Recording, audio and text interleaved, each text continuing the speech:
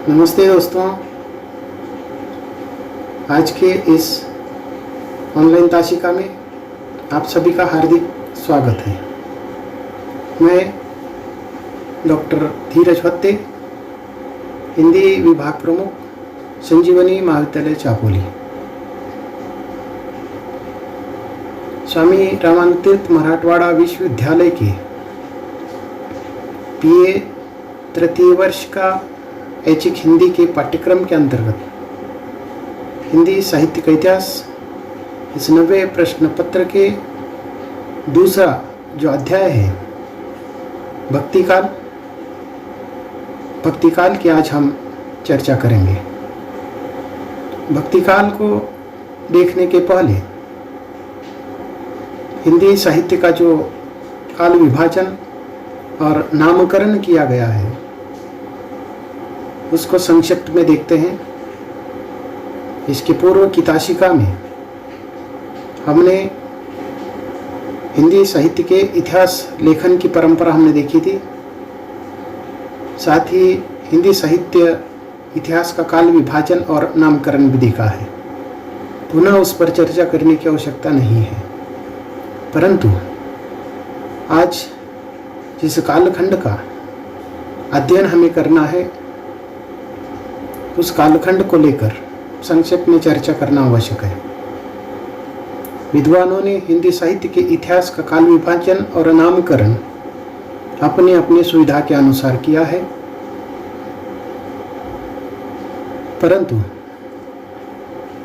जब हम हिंदी साहित्य के इतिहास का अध्ययन करते हैं सामान्यतः उसको 4 कालखंडों में विभाजित किया जाता है। पहला कालखंड आदिकालखंड या आदिकाल, कुछ विद्वानों ने उसको वीरगाथा काल भी कहा है। इसका जो कालखंड है 1050 से लेकर 1375 तक का है। उसके बाद दूसरा कालखंड मध्यकालखंड के नाम से जाना जाता है, परंतु अध्ययन की सुविधा की दृष्टि से उसको 2 भागों में विभाजित किया गया है। एक है पूर्व मध्यकाल, उसको भक्तिकाल कहा गया है, और इस भक्तिकाल का जो कालखंड है 1375 से लेकर 1700 ईस्वी सन तक का है।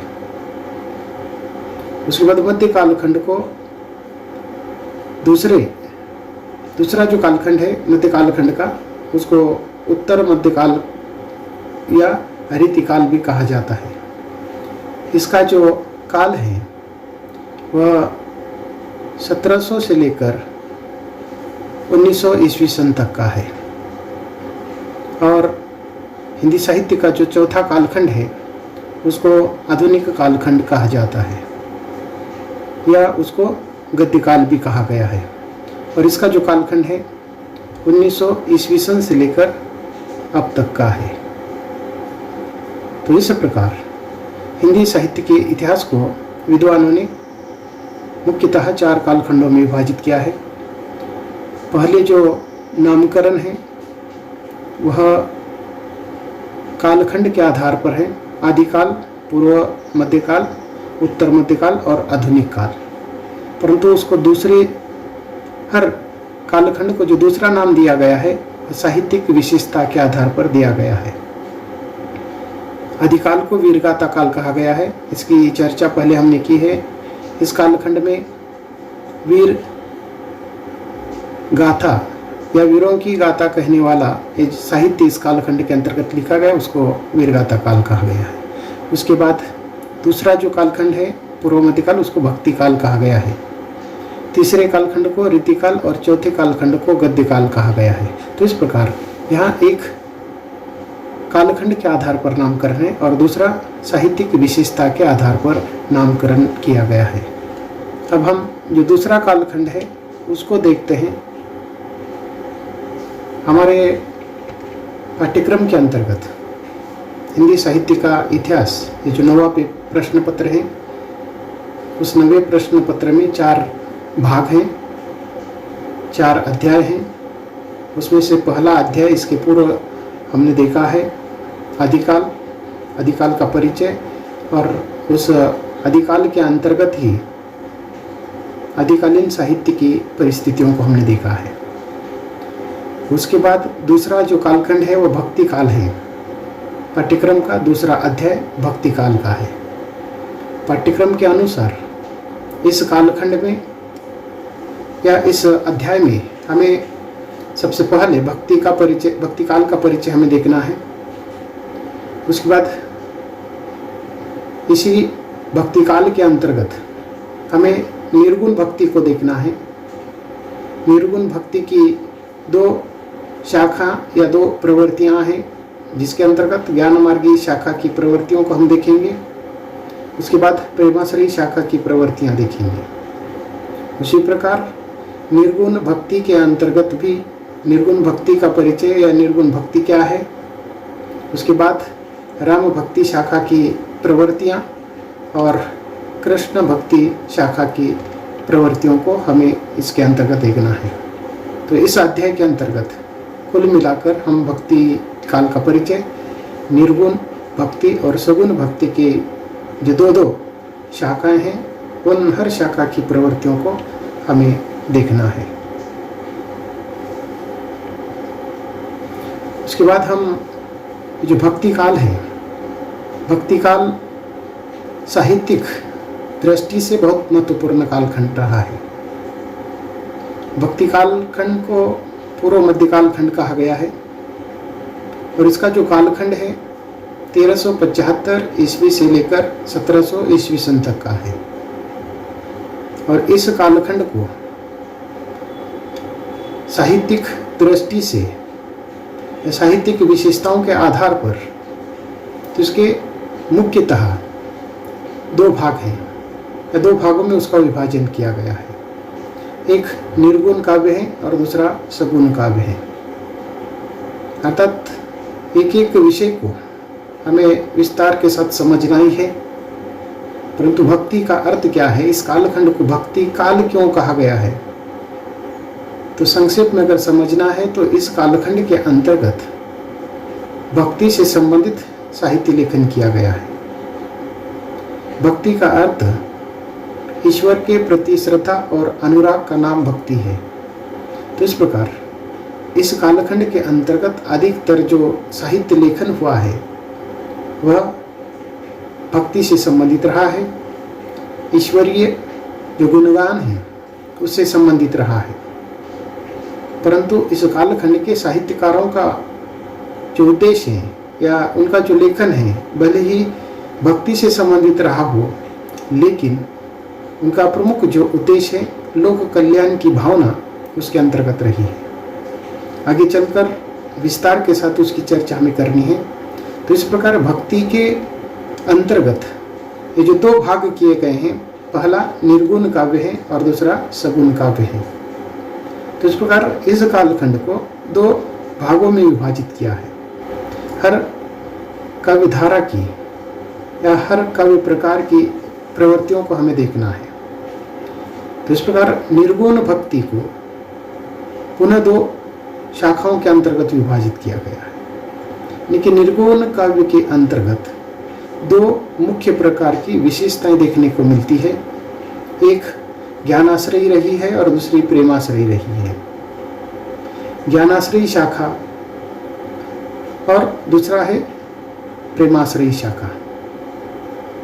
कुछ विद्वानों ने उसे ज्ञान या ज्ञानाश्रयी शाखा को संत काव्य के नाम से भी जाना है और दूसरी जो शाखा है उसको प्रेमाश्रयी शाखा कहा गया है और इसके अंतर्गत उसको सूफी काव्य भी कहा जाता है।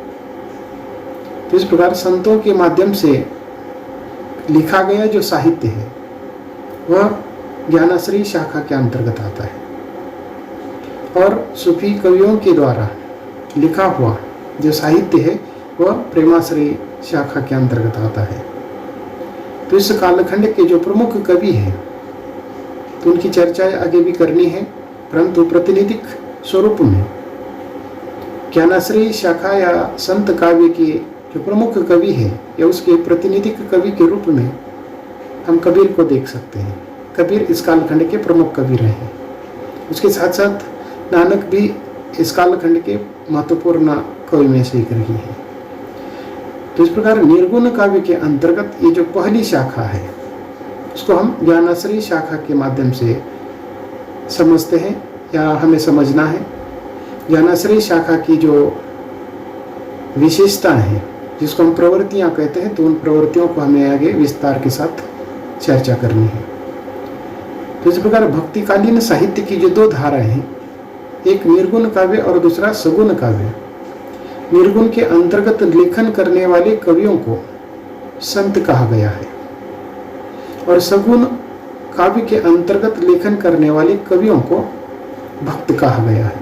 ये यहाँ समझना आवश्यक है। तो इस प्रकार हम निर्गुण के अंतर्गत पहली जो शाखा है ज्ञानाश्रयी शाखा, उसके अंतर्गत प्रतिनिधिक कवि कबीरदास रहे हैं। तो दूसरी जो शाखा है निर्गुण काव्य की, वह प्रेमाश्रयी शाखा है। प्रेम के माध्यम से ईश्वर को प्राप्त करना उसका प्रमुख लक्ष्य या उद्देश्य रहा है और इसके अंतर्गत लेखन करने वाले कवियों को सूफी कवि कहा गया है और उनके साहित्य को सूफी काव्य कहा गया है। तो इसके अंतर्गत लेखन करने वाले अनेक कवियों का उल्लेख कर सकते हैं, परंतु प्रतिनिधिक रूप में हम जायसी और मंजन का उल्लेख कर सकते हैं। उसके बाद निर्गुण भक्ति काव्य के अंतर्गत उसकी पुनः दो शाखाएं हैं। ये जो दो शाखाएं हैं उन दो शाखाओं के अंतर्गत पहली शाखा राम भक्ति शाखा है और दूसरी कृष्ण भक्ति शाखा है। जिस प्रकार निर्गुण के अंतर्गत दो अलग अलग शाखा हैं, उसी प्रकार सगुण के अंतर्गत भी दो प्रकार की शाखा है। हर शाखा का हमें सविस्तर अभ्यास करना है। हर शाखा की विशेषताएं या प्रवृत्तियों को हमें देखना है। तो इस प्रकार सगुण काव्य को दो भागों में विभाजित किया जाता है। एक राम भक्ति शाखा या राम भक्ति काव्य और दूसरा है कृष्ण भक्ति शाखा या कृष्ण भक्ति काव्य। तो इस धारा के अंतर्गत लेखन करने वाले अनेक कवियों का उल्लेख कर सकते हैं। प्रतिनिधिक रूप में इन कवियों के अंतर्गत राम भक्ति शाखा के प्रतिनिधिक जो कवि है वह तुलसीदास है और कृष्ण भक्ति शाखा के अंतर्गत जो प्रमुख कवि है वह सूरदास रहे हैं। तो इस प्रकार इस कालखंड की ये जो चार प्रवृत्तियां हैं, इन चार प्रवृत्तियों को हमें यहाँ देखना है। भक्ति काल के अंतर्गत सबसे पहले हमें भक्ति काल के परिचय को देखना है।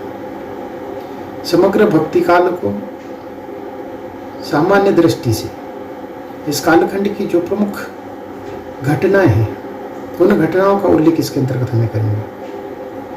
ये भक्ति काल किसे कहा जाता है? भक्ति काल के अंतर्गत जो महत्वपूर्ण घटनाएं हैं, कौन कौन सी घटित हुई है, उसकी चर्चा इसके अंतर्गत हम करेंगे।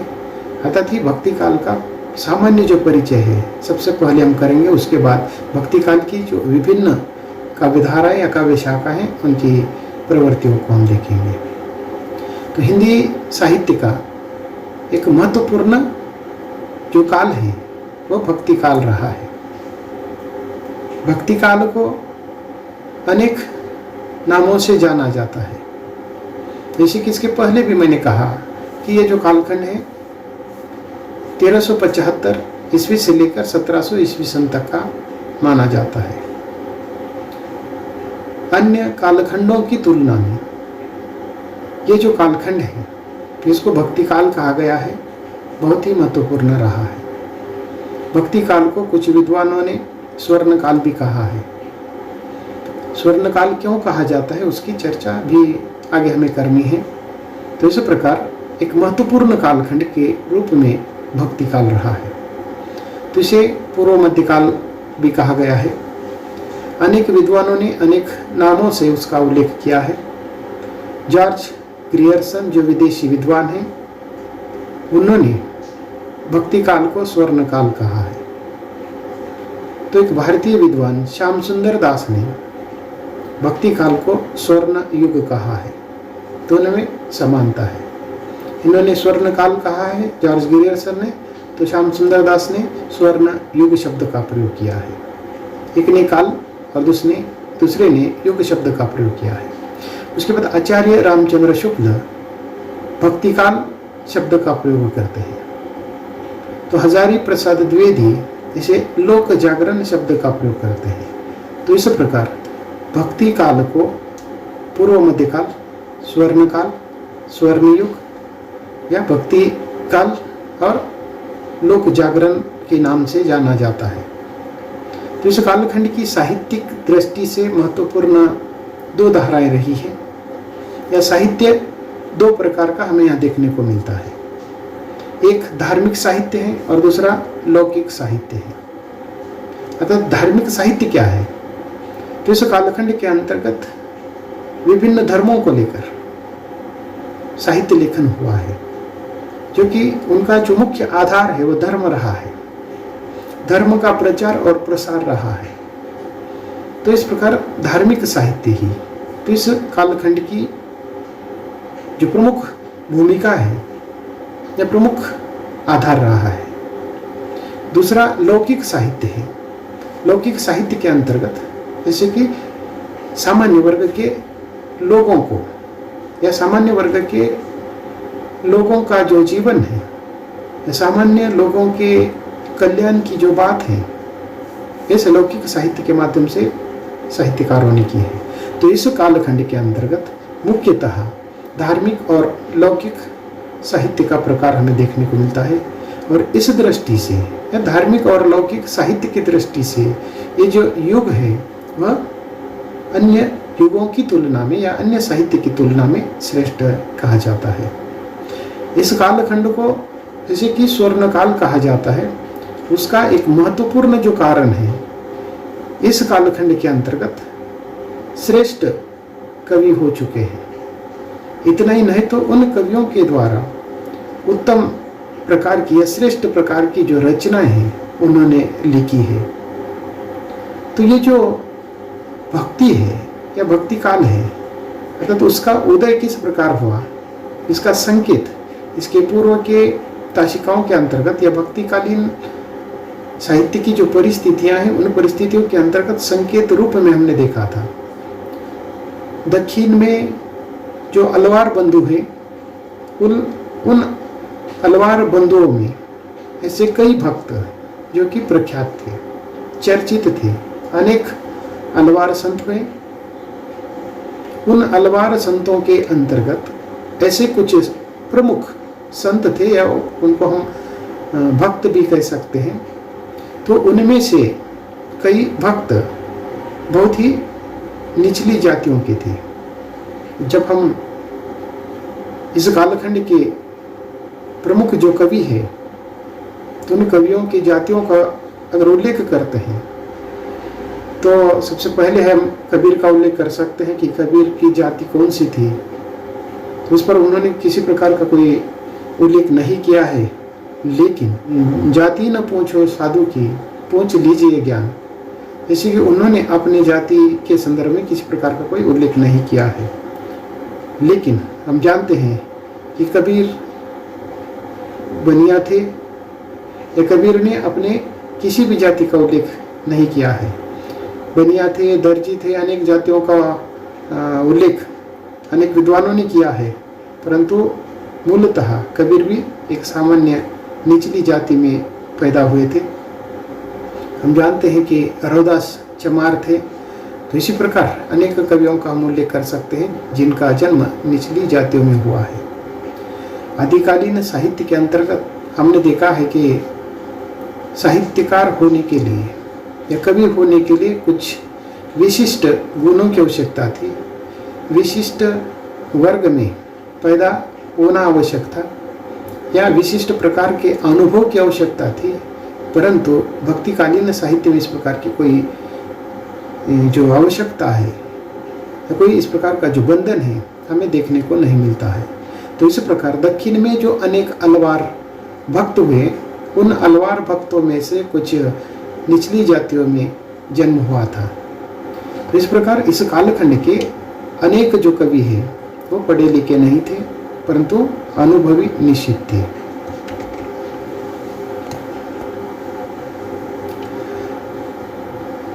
तो ये जो कालखंड है, अर्थात इस कालखंड की कुछ प्रमुख जो घटनाएं हैं, उन घटनाओं की हम चर्चा करते हैं। 13वीं सदी तक धर्म के क्षेत्र में बड़ी अस्त व्यस्तता दिखाई देती है। इसके पूर्व का आदिकालीन जो इतिहास है या आदिकालीन साहित्य की विभिन्न प्रकार की परिस्थितियों को हमने देखा है। आदिकालीन जो कालखंड है सभी दृष्टियों से, सभी परिस्थितियों से अव्यवस्था का अस्त व्यस्त ऐसा कालखंड रहा है। परंतु मध्यकालीन साहित्यिक परिस्थितियों की जब हम बात करते हैं, उसमें बहुत सारा सुधार हमें यहाँ देखने को मिलता है। भक्तिकालीन साहित्य को स्वर्ण युग कहने का एक आधार इस कालखंड की परिस्थिति भी रही है। सभी प्रकार की परिस्थिति अन्य कालखंडों की तुलना में अच्छी रही है। ये भी एक बहुत महत्वपूर्ण आधार रहा है। 13वीं शती तक धर्म के क्षेत्र में, अर्थात हम यहाँ धर्म की बात क्यों कर रहे हैं, तो इस कालखंड के अंतर्गत जो लेखन हुआ है वह अधिकतर धार्मिक क्षेत्र का रहा है या धार्मिक साहित्य लेखन हुआ है। तो इस दृष्टि से धार्मिक क्षेत्र में 13वीं शताब्दी तक बड़ी ही अस्त व्यस्तता दिखाई देती है। इस कालखंड तक जनता में सिद्धों और योगियों आदि कई जो धर्म थे, तो उन धर्मों के अंतर्गत अनेक प्रकार की जो प्रचलित अंधविश्वास थे वह फैलते हुए दिखाई दे रहे थे। यानी कि इस कालखंड के अंतर्गत जनता में सिद्धों योगियों द्वारा प्रचलित अंधविश्वास फैल रहे थे। हमने इसके पूर्व भी देखा है कि शंकराचार्य के द्वारा अपना वर्चस्व प्रस्थापित करने से अन्य जो धर्म है वो धीरे धीरे इस प्रकार अंधविश्वास की ओर बढ़ते हैं। इस कालखंड तक धार्मिक क्षेत्र में जादू टोना, मंत्र तंत्र आदि विकसित होता हुआ दिखाई देता है। यहाँ तक कि जो पढ़े लिखे या शास्त्र या ज्ञान संपन्न वर्ग के लोग भी इस प्रकार के अंधविश्वास और जो प्रचलित रूढ़ियाँ और जो आडंबर हैं उनमें दिखाई देता है। इस प्रकार ये जो मायावाद है, ये जो माया शब्द है मनुष्य विकास के लिए बहुत घातक है। परंतु इस कालखंड के समाज में तो इतना ये मायावाद फैल जाता है जिसके कारण लोग विमुक्त हो जाते हैं, निष्क्रिय हो जाते हैं। तो इस प्रकार समाज में एक प्रकार की जो निष्क्रियता है इस कालखंड तक फैलते हुए दिखाई देती है। ऐसे समय में भक्ति आंदोलन के रूप में एक भारतव्यापी विशाल सांस्कृतिक आंदोलन की आवश्यकता थी। अर्थात भक्ति काल के उदय का एक महत्वपूर्ण जो कारण है, आदिकालीन विभिन्न प्रकार की परिस्थिति रही है। उसमें राजनीतिक परिस्थिति हो सकती है, सामाजिक, धार्मिक, सांस्कृतिक सभी प्रकार की परिस्थितियों के कारण भक्तिकालीन साहित्य का उदय हुआ है। तो इस प्रकार इस कालखंड, मैंने इसके पहले भी कहा है कि धार्मिक और लौकिक साहित्य का जो निर्माण है इस कालखंड के अंतर्गत हुआ है। धर्म की रक्षा इस कालखंड के कवियों ने की है। अपने अपने धर्म का प्रचार और प्रसार इस कालखंड के अंतर्गत कवियों ने किया है। धर्म के जो नियम थे, तो ये जो नियम है अर्थात और अधिक कठोर करने का जो प्रयास है तो इस कालखंड के अंतर्गत होता हुआ दिखाई देता है। तो इस प्रकार की जनता में जो अविश्वास है, अंधविश्वास है या विभिन्न प्रकार की रूढ़ी परंपरा आडंबर है, तो ये सारी जो परिस्थिति है, तो इस परिस्थिति के कारण समाज में लोगों के मन में जो निष्क्रियता है पनपने लगती है या फैलने लगती है। इसका ही कारण इस कालखंड के अंतर्गत इस प्रकार की एक देशव्यापी विशाल सांस्कृतिक जो आंदोलन है उसका नाम भक्ति काल है, जिसने क्या किया, समाज में उत्कर्ष विधायक सामाजिक और वैयक्तिक मूल्यों की प्रतिष्ठा की है। तो इस प्रकार ऐसे अस्त व्यस्त वातावरण में एक भक्ति आंदोलन के माध्यम से एक देशव्यापी विशाल सांस्कृतिक जो आंदोलन है वह विकसित होता है। और इस प्रकार के आंदोलन के माध्यम से समाज में एक उत्कृष्ट विधायक और सामाजिक वैयक्तिक मूल्यों की जो प्रतिष्ठा है यहाँ होना शुरू होती है। तो इस प्रकार लोगों के विकास की दृष्टि से, लोगों के कल्याण की दृष्टि से एक महत्वपूर्ण जो कार्य है, इस भक्ति रूपी जो आंदोलन है उस आंदोलन के माध्यम से शुरू होता है।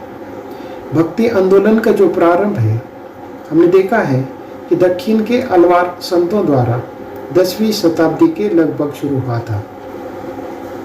और इस आंदोलन को दक्षिण से उत्तर में लाने का सबसे महत्वपूर्ण जो कार्य है वह शंकराचार्य के द्वारा होता है। शंकराचार्य के अद्वैत मत और मायावाद के विरोध में 4 वैष्णव संप्रदाय खड़े होते हैं। तो इस प्रकार शंकराचार्य, क्योंकि आदिकाल के कालखंड में भी हमने इनका उल्लेख किया था कि शंकराचार्य ने अद्वैत मत की स्थापना की, अर्थात उनका ये महत्वपूर्ण सिद्धांत रहा है। तो इस प्रकार के अनेक सिद्धांतों की चर्चा हम भक्ति काल के साहित्य में करेंगे। अद्वैत सिद्धांत क्या है? अ यानी नहीं, द्वैत यानी दो। तो इस प्रकार जहाँ 2 ईश्वर नहीं है या 2 विचारधाराएं नहीं है, एक ही ईश्वर को मानने वाली ये विचारधारा है। और इस प्रकार मायावाद है, तो उसके विरोध में शंकराचार्य के ये जो अद्वैतवाद और मायावाद है उसके विरोध में 4 वैष्णव संप्रदाय आगे चलकर खड़े हो जाते हैं।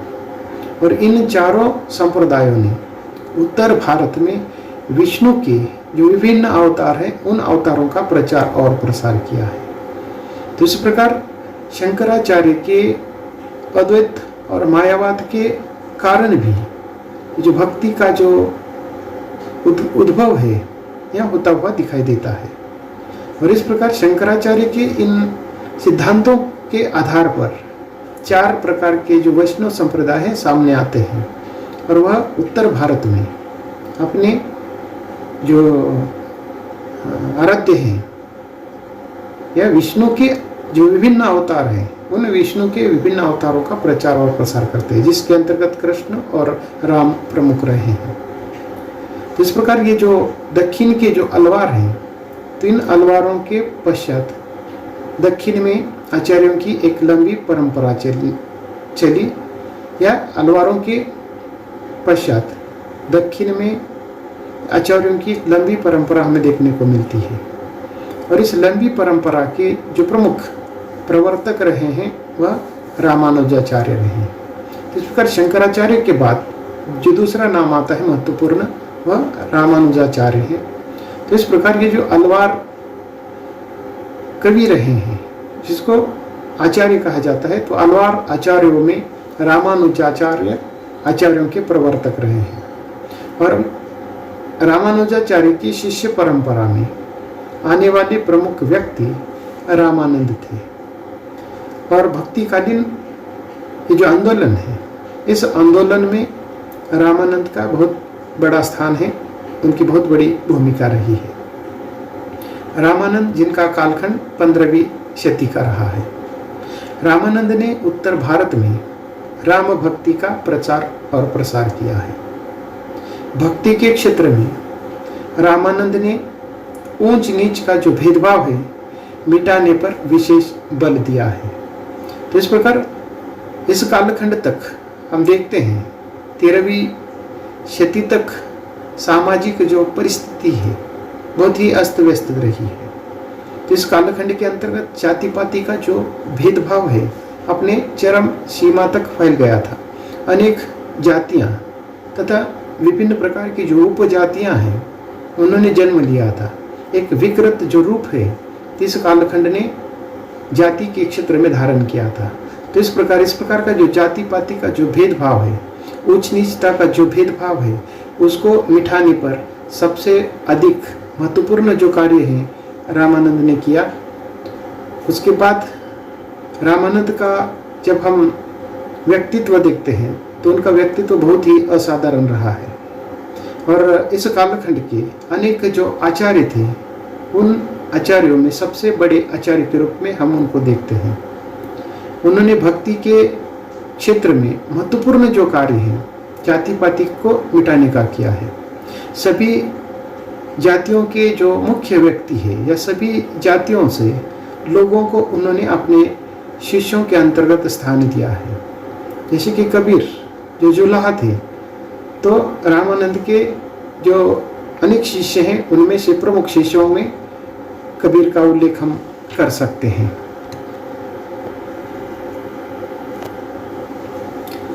तो रामानंद ने विष्णु का जो अवतार राम की जो उपासना है उस पर बल दिया है। तो इस प्रकार विष्णु के इस कालखंड के जो प्रमुख जो दो अवतार हैं, एक रामावतार और दूसरा कृष्ण अवतार। तो इस प्रकार रामानंद ने विष्णु का ये जो राम का जो अवतार है उसकी उपासना की, और रामानंद ने ही राम के सगुण और निर्गुण दो रूपों को मानने वाले जो दो भक्त हैं, जिसके अंतर्गत एक कबीरदास हैं और दूसरे तुलसीदास हैं, इन दोनों को प्रभावित किया है। या हम ऐसा भी कह सकते हैं कि कबीरदास और तुलसीदास रामानंद के इस राम विष्णु का ये जो अवतार राम है या उससे संबंधित उनका जो सिद्धांत है उससे प्रभावित होकर उन्होंने आगे काम किया है।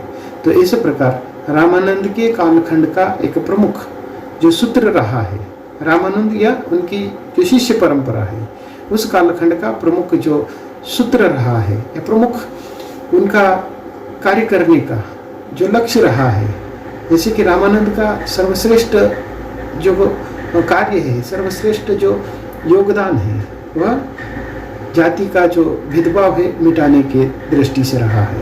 तो इस दृष्टि से इस कालखंड में जो महत्वपूर्ण सूत्र है, जाति पाति पूछे न कोई, हरि को भजे सो हरि का हुई। तो इस प्रकार कबीर का दोहा है। इस प्रकार कबीर ने भी जाति पाति का जो भेदभाव है मिटाने का महत्वपूर्ण कार्य किया है। हरि को भजने का, हरि की कामना, हरि का जो गुणगान है करने का उपदेश उन्होंने किया है। तो इस दृष्टि से रामानंद ने और उनकी जो शिष्य परंपरा है या शिष्य मंडली ने दक्षिण की ये जो भक्ति की जो गंगा है समग्र उत्तर भारत में प्रवाहित करने का महत्वपूर्ण काम किया है। तो इस प्रकार दक्षिण से या विशेषकर अलवार आचार्यों के द्वारा शुरू हुई ये भक्ति की जो गंगा है उसको उत्तर भारत तक पहुंचाने का या उत्तर भारत में पहुंचाकर उसका प्रचार और प्रसार करते हुए अनेक संतों और भक्तों का निर्माण करने का जो काम है, तो इस कालखंड के विशेषकर रामानंद जैसे आचार्यों ने किया है। साधना के क्षेत्र में दो अन्य संप्रदाय भी उस समय विद्यमान थे। तो इस प्रकार भक्तिकालीन ये जो समय है, तो इस कालखंड के अंतर्गत साधना का जो क्षेत्र है उसके अंतर्गत दो प्रकार के जो संप्रदाय सबसे पहले हमारे सामने आते हैं। तो ये जो दो संप्रदाय हैं, ये दो संप्रदाय कौन से हैं? नाथों के कर्मयोग से प्रभावित एक संत संप्रदाय चला। अर्थात ये जो दो संप्रदाय है जिसके अंतर्गत पहला संप्रदाय संत संप्रदाय है और दूसरा जिसको हमने सूफी संप्रदाय कहा है। तो इस कालखंड के अंतर्गत अर्थात जो निर्गुण काव्य धारा है, तो इस निर्गुण काव्य धारा के अंतर्गत जो दो संप्रदाय थे उसमें से एक संत संप्रदाय महत्वपूर्ण है और इस संत संप्रदाय के प्रमुख जो व्यक्ति है जिसका उल्लेख हम कर सकते हैं संत कबीरदास का।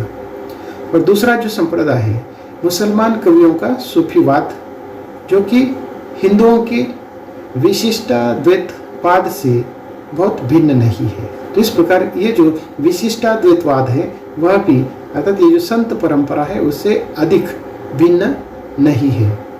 तो इस कालखंड के अंतर्गत सूफी कवियों में कुछ ऐसे भावुक मुसलमान कवि थे जिन कवियों ने सूफीवाद से रंगी हुई जो उत्तम रचना है लिखी है। तो इस प्रकार ये एक विशिष्ट प्रकार का एकेश्वरवाद, अर्थात सूफियों का जो प्रमुख सिद्धांत है वह एकेश्वरवाद है, और इसके माध्यम से उन्होंने जो लेखन किया है अर्थात वह संत संप्रदाय से अधिक भिन्न नहीं है।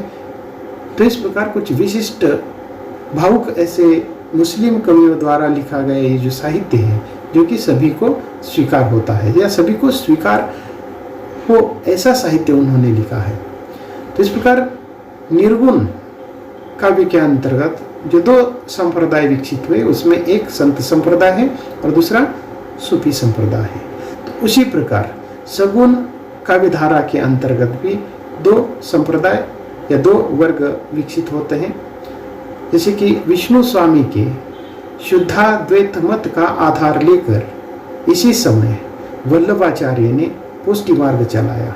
तो इस प्रकार ये जो विष्णु स्वामी का जो शुद्धाद्वैत ये जो सिद्धांत है इसका आधार लेते हुए वल्लभाचार्य ने आगे चलकर पुष्टि मार्ग की स्थापना की।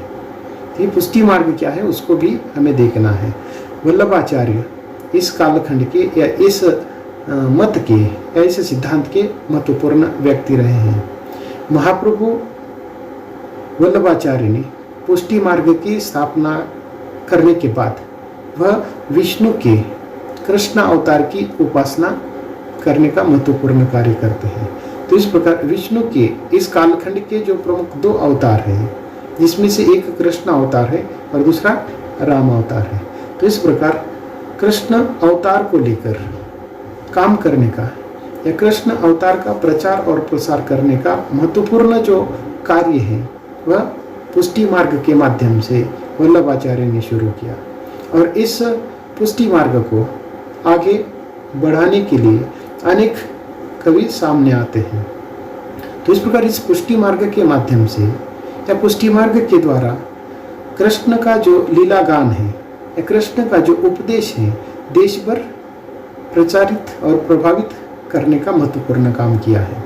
तो इस प्रकार पुष्टि मार्ग के अंतर्गत वल्लभाचार्य प्रमुख 8 कवियों को उसके अंतर्गत स्थान देते हैं, या 8 कवियों के माध्यम से इस पुष्टि मार्ग के अंतर्गत कृष्ण अवतार का या कृष्ण लीला का या कृष्ण का उपदेश उसका प्रचार और प्रसार करते हैं। तो इस प्रकार इन 8 कवियों के आधार पर, जिसको अष्टछाप कहा गया है, तो अष्टछाप के सुप्रसिद्ध कवियों ने उनके उपदेशों को मधुर कविता में प्रतिबिंबित किया है। तो इस प्रकार ये जो वल्लभाचार्य पुष्टि मार्ग या उसके साथ साथ अष्टछाप है, अष्टछाप के जो 8 कवि हैं जिसमें 8 कवि है अष्टछाप के अंतर्गत, इस क्षेत्र में श्रेष्ठ ऐसा लेखन करने वाले 8 कवियों को उन्होंने पुष्टि मार्ग के अंतर्गत या अष्टछाप के अंतर्गत उन्होंने स्थान दिया, और उसके प्रमुख कवि के रूप में सूरदास रहे हैं। तो इस प्रकार जैसे कि एक और निर्गुण काव्यधारा के अंतर्गत संत संप्रदाय और सूफी संप्रदाय कार्य कर रहे थे, लेखन कर रहे थे, तो दूसरी ओर ये विष्णु के जो 2 अवतार है उसमें से एक कृष्ण अवतार की उपासना अर्थात ये पुष्टि मार्ग या वल्लभाचार्य की परंपरा में कर रहे थे। तो इस कालखंड के अंतर्गत ऐसे अनेक विभिन्न प्रकार के जो संप्रदाय हैं अलग अलग क्षेत्रों में कार्य करते हुए दिखाई देते हैं। उसमें से जैसे कि माधव और निम्बार्क जो संप्रदाय है तो ये भी जन समाज पर अत्यधिक प्रभावी रूप में काम करते हैं। 12वीं शती से लेकर 16वीं शती तक पूरे देश में पुराण सम्मत कृष्ण चरित्र का आधार लेकर कार्य करने वाले विभिन्न प्रकार के जो संप्रदाय थे, उन विभिन्न संप्रदायों में सर्वाधिक प्रतिष्ठित जो संप्रदाय है वह वल्लभाचार्य का पुष्टि मार्ग रहा है। वल्लभाचार्य ने शंकर मत के विरुद्ध ब्रह्म के सगुण रूप को ही वास्तविक कहा है। तो इस प्रकार शंकराचार्य का जो निर्गुण संप्रदाय रहा है, निर्गुण मत प्रवाह रहा है, उसके विरोध में वल्लभाचार्य ने क्या किया, ब्रह्म का यानी कि ईश्वर का जो सगुण रूप है उस सगुण रूप की सगुण रूप को ही उन्होंने वास्तविक कहा है। सत्य सगुण रूप है। इस प्रकार की उनकी धारणा रही है और इस धारणा या इस सिद्धांत के अंतर्गत या सगुण ईश्वर के माध्यम से उन्होंने अपने मतों का प्रचार और प्रसार किया है। तो इस प्रकार उनके मत से यह संसार मिथ्या या माया का प्रसार नहीं है, बल्कि ब्रह्म का ही प्रसार है। तो इस प्रकार वल्लभाचार्य ने कृष्ण को ब्रह्म का अवतार माना और उनकी प्राप्ति के लिए भक्त का पूर्ण आत्म समर्पण आवश्यक बताया है। तो इस प्रकार जैसे कि भक्ति के क्षेत्र में भक्त को अगर भक्ति करनी है या सगुण ब्रह्म की उपासना करनी है तो उसमें आत्म समर्पण की आवश्यकता है। तो इस प्रकार जो भी भक्त आत्मसमर्पण करता है, भक्ति भावना से वह इस क्षेत्र में कार्य करता है, तभी वह जैसे कि सगुण के वास्तविक रूप को समझ सकता है। भगवान के अनुग्रह या पुष्टि के द्वारा ही भक्ति सुलभ हो सकती है। तो इस प्रकार वल्लभाचार्य के अनुसार भगवान का जो अनुग्रह है, भगवान की जो कृपा है, अर्थात उसकी उन्होंने पुष्टि की है। तो इस प्रकार जैसे कि पुष्टि के आधार पर ही उसको पुष्टि मार्ग कहा गया है। तो इस प्रकार भक्ति को सुलभ करने का महत्वपूर्ण आधार क्या है? भगवान की कृपा होनी चाहिए। किस भगवान की? सगुण भगवान की कृपा होनी चाहिए, तभी भक्ति का मार्ग सुलभ हो सकता है। तो इस प्रकार वल्लभाचार्य ने इस संप्रदाय के अंतर्गत, पुष्टि संप्रदाय के अंतर्गत उपासना के लिए गोपी जन वल्लभ और लीला पुरुषोत्तम कृष्ण का मधुर रूप स्वीकृत किया है या स्वीकृत हुआ है। तो इस प्रकार गोपी जन वल्लभ अर्थात कृष्ण, राधा, गोपी, फिर इसका आधार लेकर उसका वर्णन किया है। कृष्ण की जो लीला है उसका वर्णन किया है। कृष्ण के मधुर लीला का गुणगान किया है। तो इस प्रकार ये उनका प्रमुख आधार रहा है।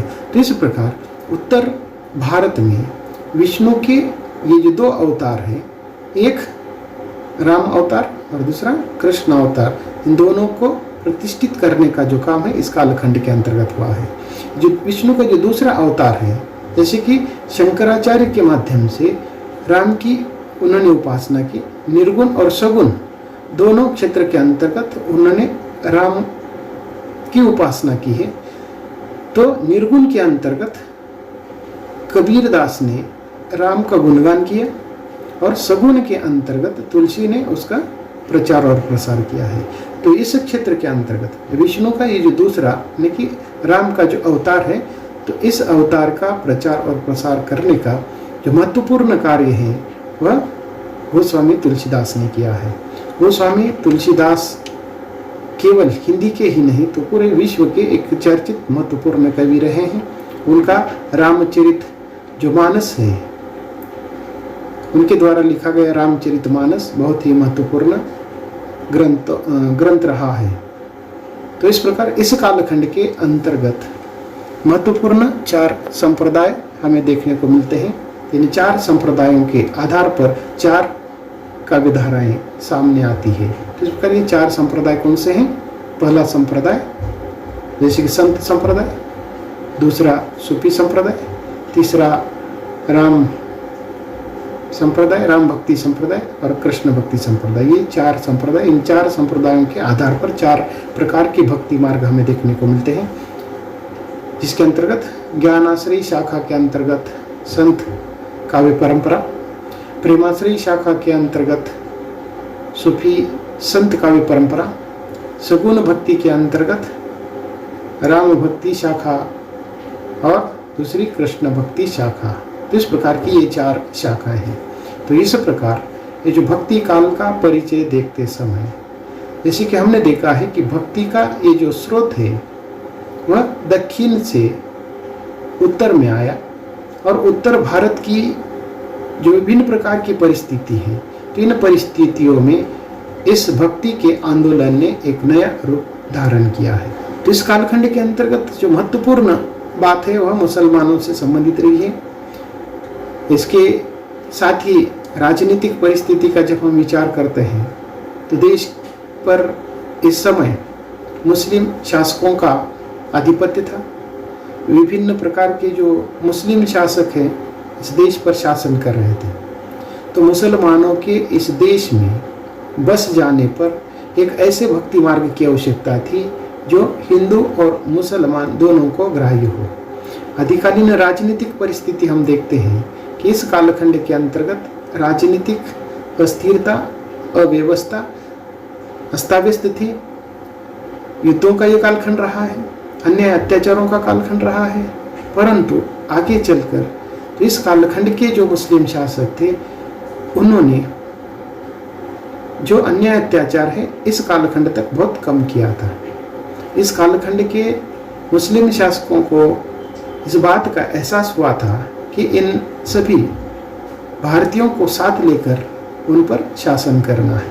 तो इस दृष्टि से इस कालखंड तक राजनीतिक जो परिस्थिति है उसमें बहुत सारा परिवर्तन देखने को मिलता है, बहुत सारा सुधार देखने को मिलता है। तो इस दृष्टि से मुसलमानों के द्वारा इस देश में बसने के बाद एक ऐसे भक्ति मार्ग की आवश्यकता थी, दोनों को आवश्यक थी। जब हम कबीर के दोहों को देखते हैं, कबीर समाज की जो बुराइयां हैं उस पर टिप्पणी करते समय दोनों को डांटते हैं, हिंदुओं को भी डांटते हैं, मुस्लिमों को भी डांटते हैं, लेकिन किसी को इस बात का बुरा नहीं लगता है। यानी कि इस प्रकार की जो विचारधारा है ये दोनों को स्वीकृत हो, ऐसे विचारधारा भक्ति मार्ग के अंतर्गत हमें देखने को मिलती है।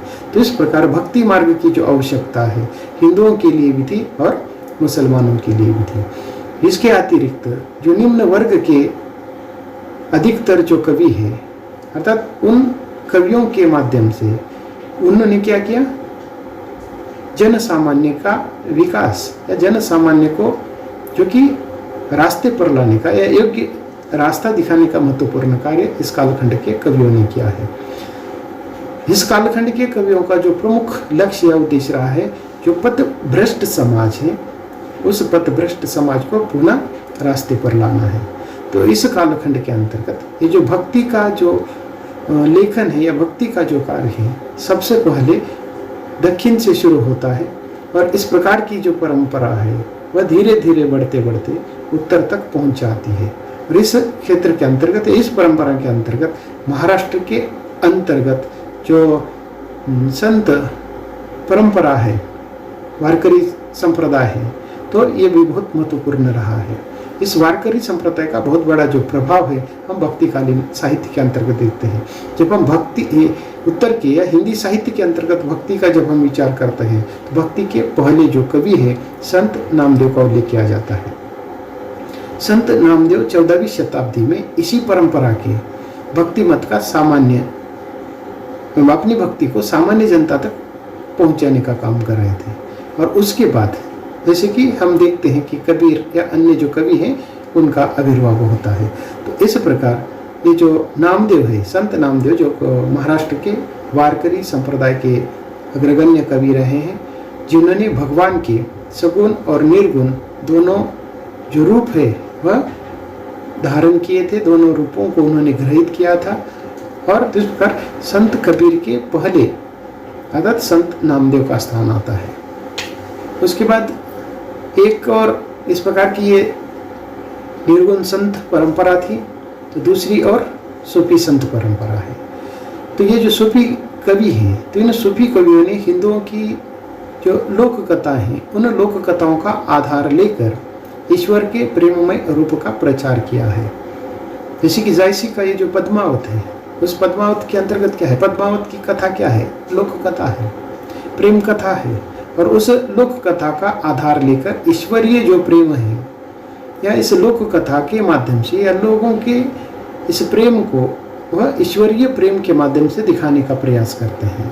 तो इसके आधार पर अर्थात ये प्रेमाश्रयी काव्य है। तो इस प्रकार इन विभिन्न मतों का आधार लेकर हिंदी में निर्गुण और सगुण के नाम से भक्ति काव्य की दो शाखाएं एक साथ चलती है। तो इस प्रकार ये जो दो अलग अलग शाखाएं हैं साथ साथ चलती है। एक निर्गुण मत है, दूसरा सगुण मत है। निर्गुण के अंतर्गत दो अलग अलग शाखा हैं, ज्ञानाश्रय शाखा और प्रेमाश्रय शाखा। तो इसी प्रकार सगुण मत के अंतर्गत दो अलग अलग शाखाएं, एक राम भक्ति शाखा, दूसरी कृष्ण भक्ति शाखा है। तो इसी प्रकार मुख्यतः भक्ति काल की ये दो अलग अलग मत प्रवाह, एक निर्गुण ईश्वर और दूसरा सगुण ईश्वर है। तो इस प्रकार निर्गुण काव्य और सगुण काव्य साथ साथ चलते दिखाई देते हैं। तो उसी प्रकार उसके अंतर्गत आने वाली जो अलग अलग दो उपशाखाएं हैं, ज्ञान मार्गी शाखा और प्रेम मार्गी शाखा, या राम भक्ति और कृष्ण भक्ति, इस प्रकार ये भले ही अलग अलग प्रकार की शाखा हो, अर्थात इनके मार्ग अलग अलग रहे हैं, अलग अलग विचार रहे हैं, लेकिन इन सभी का उद्देश्य या लक्ष्य एक ही रहा है, भक्ति रहा है, ईश्वर की उपासना रहा है, ईश्वर को पाने का रहा है, ईश्वर का दर्शन करना है। तो इस दृष्टि से इन विभिन्न मत प्रभावों के साथ साथ चलते हुए इन सभी ने, विभिन्न कवियों ने लोक मंगल की जो भावना है इनके काव्य के अंतर्गत हमें देखने को मिलती है। तो इस प्रकार हम आज के लिए बस यही रुकते हैं।